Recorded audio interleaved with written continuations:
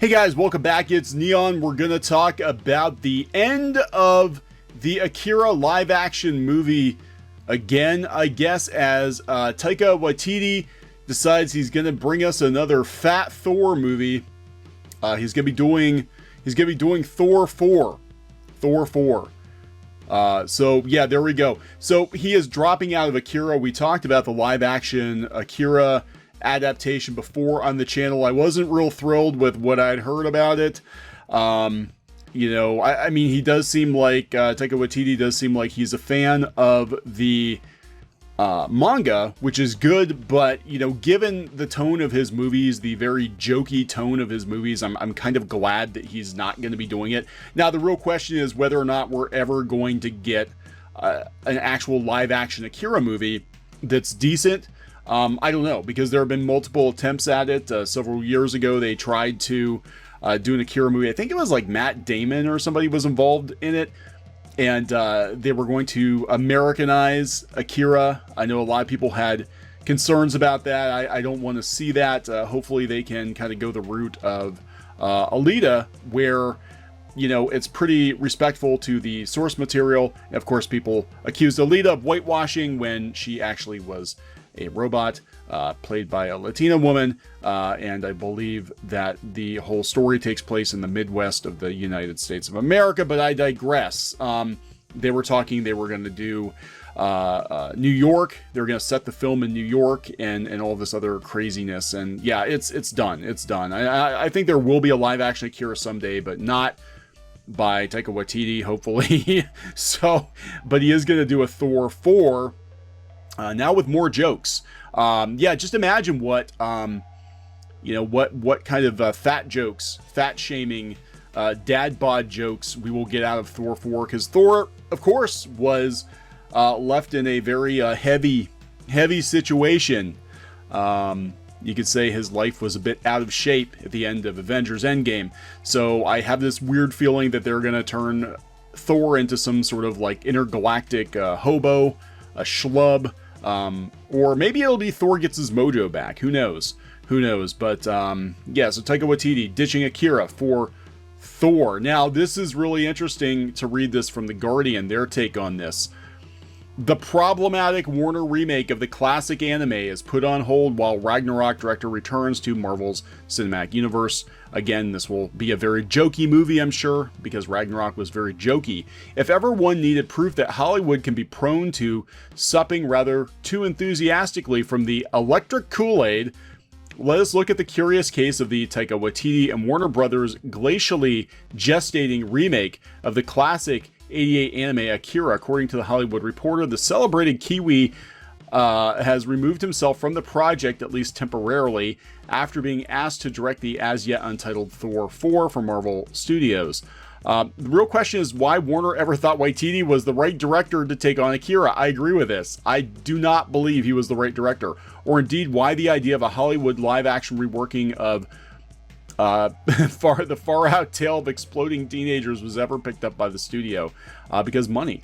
When Marvel plucked Waititi from relative obscurity and handed him the keys to Asgard for Ragnarok, it proved a stroke of genius. The New Zealander found the comedian and star Chris Hemsworth by blending his own fondness for absurdist comedy with the rampaging space opera hijinks of Guardians of the Galaxy. Yeah, Thor Ragnarok, I actually did enjoy it, but it definitely felt more like a Guardians of the Galaxy movie than it did a Thor movie. Now, I thought Dark World was very, very boring, but I think they really went the pretty far to the opposite extreme with Ragnarok.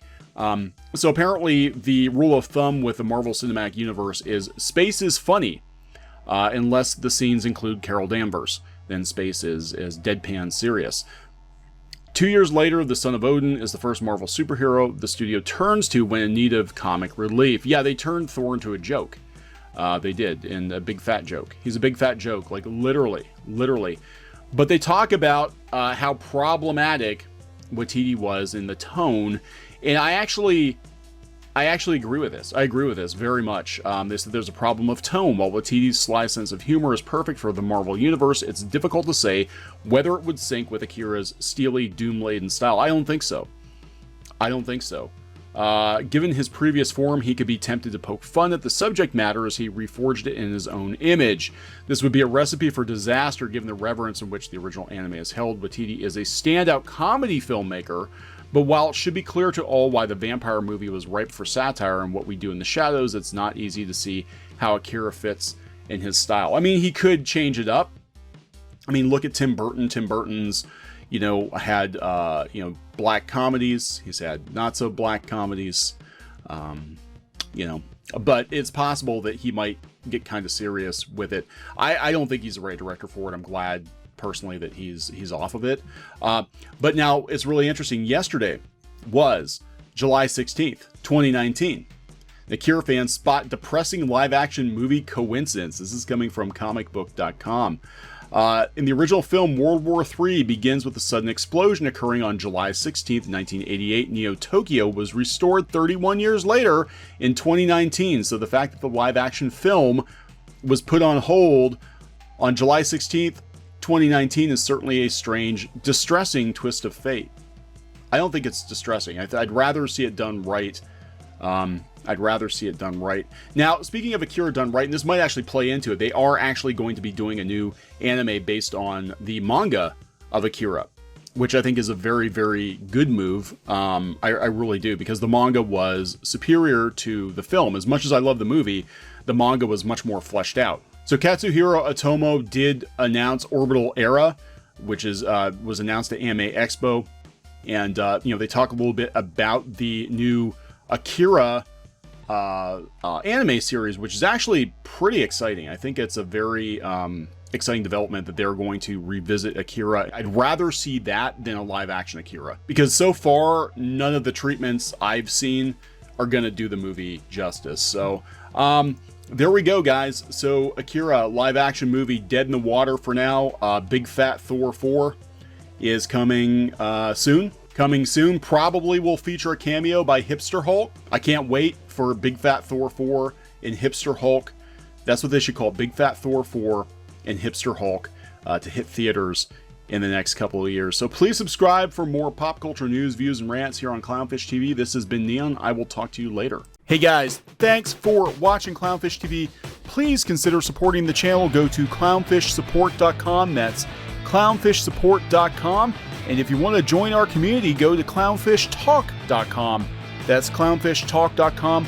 Please subscribe, ring the bell for notifications. We will talk to you next time.